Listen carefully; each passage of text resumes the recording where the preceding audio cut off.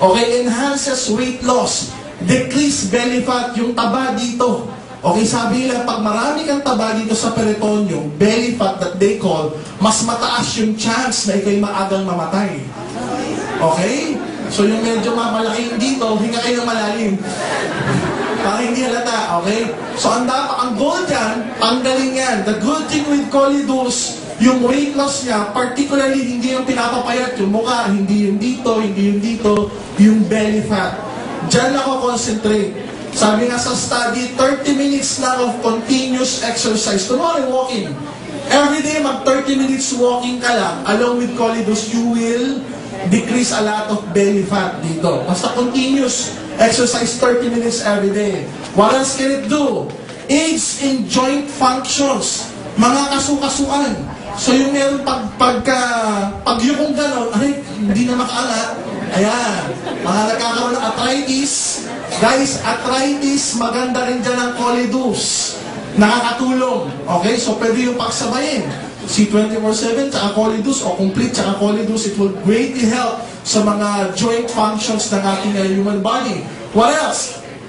It will decrease the risk of stroke, atake sa utak, by 31% and decrease the risk for sudden cardiac death, atake sa puso, by 45%.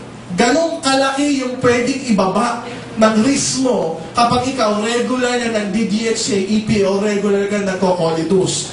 Let's learn. Let's learn from cultures ng ibang tao. Sabi nga nila, a wise man learn from his personal mistake. Pero a wiser man learn from other people's mistake. Let's learn from other people's culture. Let's proceed. Ayan, yung mga Amerikano, ang usually diet nila, steak.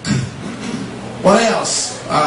Burgers, hindi uso kanin, fries, mashed potatoes. Usually high-calorie intake. Kaya pag sila tumanda, matataba, maraming belly fat. Pero ang mga Japanese, ayan, ang laging pagkain, everyday may pagkain silang salmon, sushi, di ba? Sashimi, tuna. Lagi silang may ganyan pagkain. So, pagka sila tumanda, lean.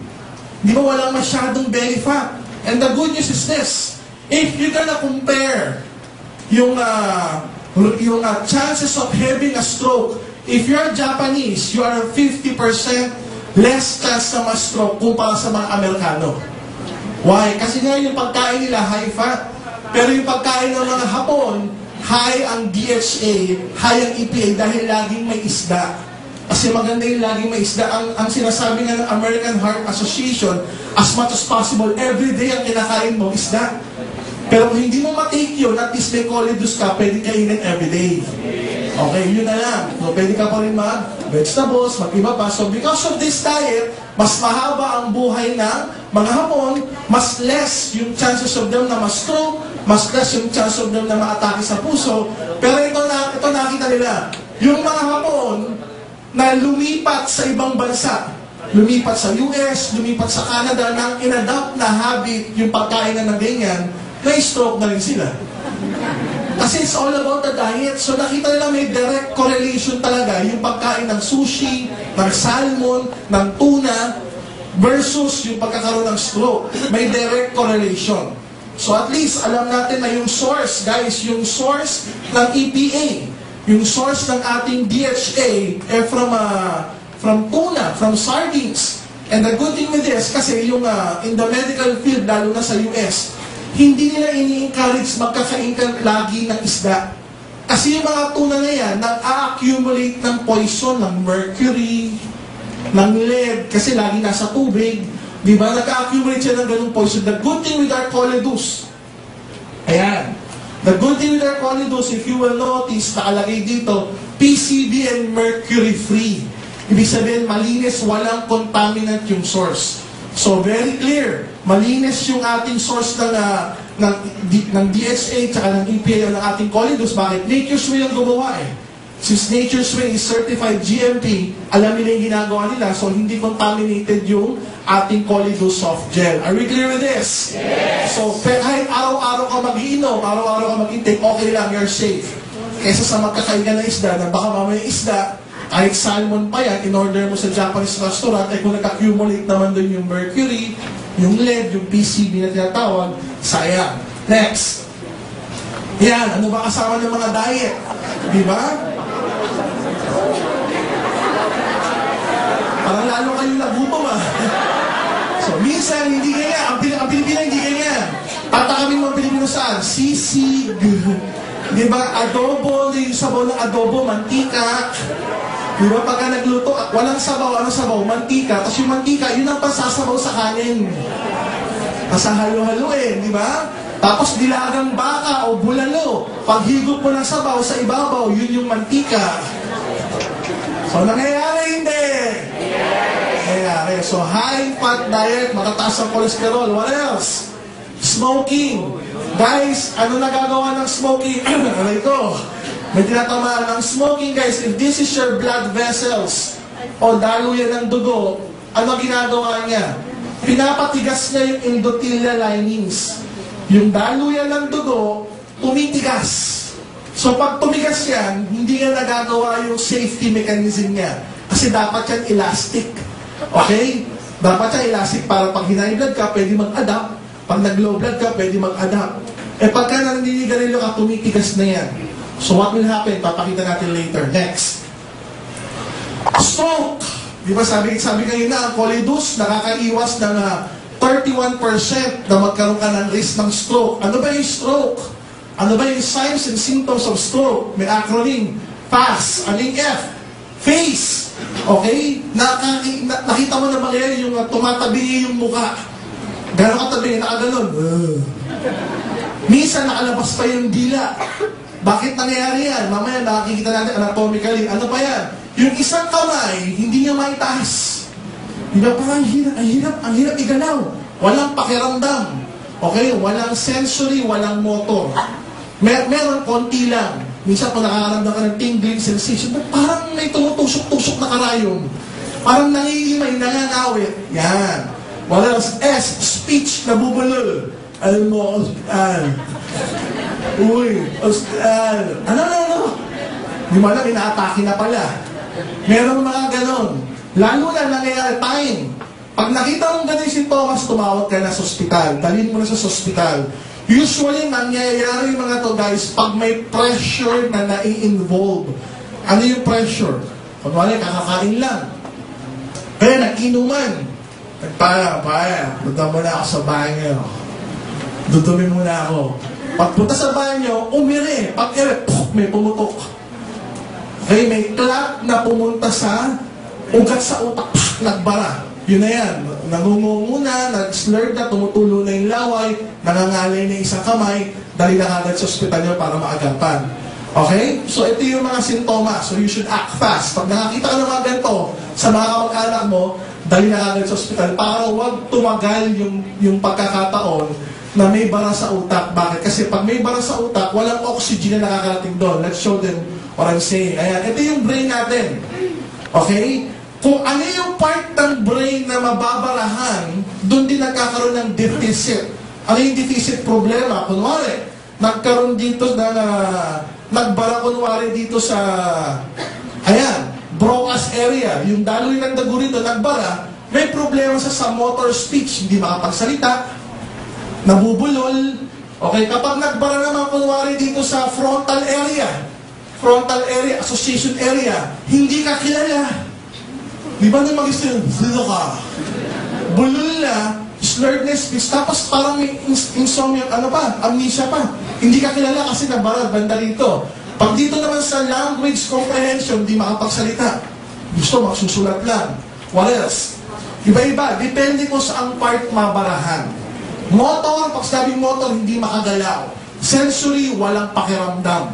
Okay? Association, hindi ka ma-recognize. Doon nagkaroon ng bara. Okay. Sige, next. Paano ba nagkain ng itsura na may bara?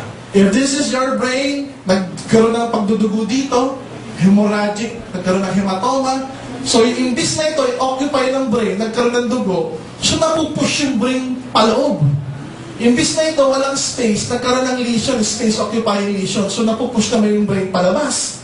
Ito, nagkaroon dito na pumutok na ugat, napupush naman yung brain papunta rito, paloob. So pagka nagkaroon ng ganyan, guys, tumataas yung pressure, intracranial pressure. Pressure sa loob ng ulo. Okay, bakit? Na-stroke nga eh. Pumutok yung ugat doon, nagkaroon ng bleed, so inooperahan yan. Nakikita to usually sa CT scan. Let's proceed.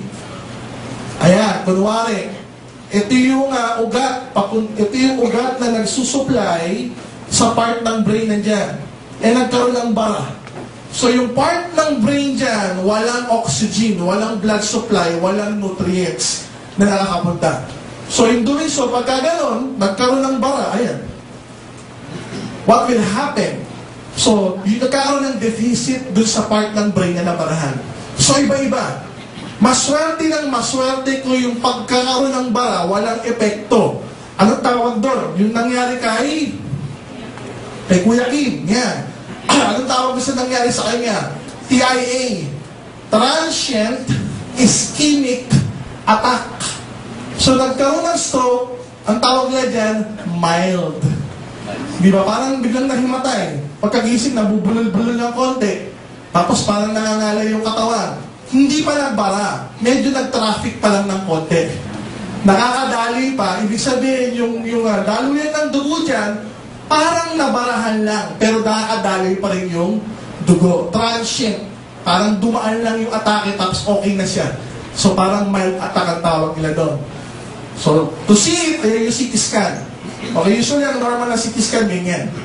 Puro mga grooves, tsaka yung mga sulci ng brain. Pero pag may bara, yan ang itsura puti.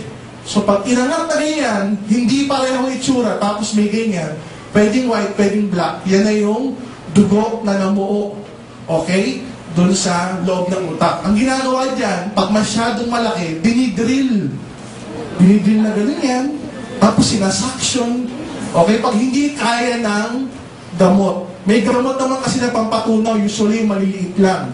Pero pag sobrang laki, dinidrill yan, inooperahan. Kaya minsan nakakita ka, pag sa mga ospital, merong plaster dito kasi tinanggal na ng dugo sa loob ng utak. Okay, maganda yun. Exciting yun. Gusto yung experience? Okay, so para mag-experience, mag-Colitus. 2 soft gels every day. Next. Ano ba itsura, Doc, ng clot? Ano ba itsura ng bumabara-bara? Ba't ba bumabara-bara? Guys, ang normal itsura ng blood, ng red blood cells, dapat ganyan. Okay? Kalat-kalat. Kalat-kalat. Gumagalaw. Spacious. May space siya. Usually, ang clot, nagdidikit-dikit. Ayan. Nagkakaroon ng fibrine, pinagsasama-sama siya. Pag pinagsama-sama siya, namumuo. At ang hindi maganda, pag namumuo, pwede siyang dumaloy sa loob ng katawan. Paikot-ikot sa loob ng katawan, naghahanap ng traffic. Naghahanap ng makipot kung saan babara. Buti na lang kung walang makipot. Di ba? Parang highway lahat yung daluyan sa dugo. Ikot lang ng ikot yan. Pero pag biglang nakakita ng makipot, babara doon. Doon na nagkakaroon ng komplikasyon. Saan? Kaya saan yung magkakaroon ng komplikasyon? Ayan. If you will remember, if this is our heart, merong daluyan sa buong katawan natin, from the lungs, to the kidneys, to the liver, to the brain, umiikot ang dugo. Dugo na walang oxygen, dugo na may oxygen. Palabas ng lungs, papasok ng lungs, para ibuga, papasok ng puso, para ilabas. Okay? So, dire-diretso yan sa buong katawan. So, ang problema, kunwari, ang nabarahan dito sa puso. Pagkatapos, yung barado sa puso, natanggal. Naging thrombus na tinatawag, umiikot sa loob ng katawan, biglang bumara doon sa utak. It's very, very possible. Kaya yung iba, nagbabara sa paa. Kaya nangyari doon sa paa, nabubulok, walang pakiramdam. Okay, next. Ayan, yung sinasabi kong nagkakaroon ng thrombus. Okay, nagkakaroon ng traffic, nagkakaroon ng fibrine plaque na black. Nung na-block, ito, biglang natanggal. Nung natanggal siya, umikot na ngayon sa loob ng katawan. Saan usually pwedeng mangyari yan? Sa mga nagsusupply ng dugo sa puso. Sa malapit sa puso, particularly sa heart muscles. Kunwari, ito yung nagbara doon. Nag-traffic. Bakit ba nagkakaroon ng atherosclerotic plaque? Bakit ba may dilaw-dilaw, kumakapal yung lining? As I said, ito yung daluyan ng dugo mo, at times, pag mataas ang diet mo sa taba,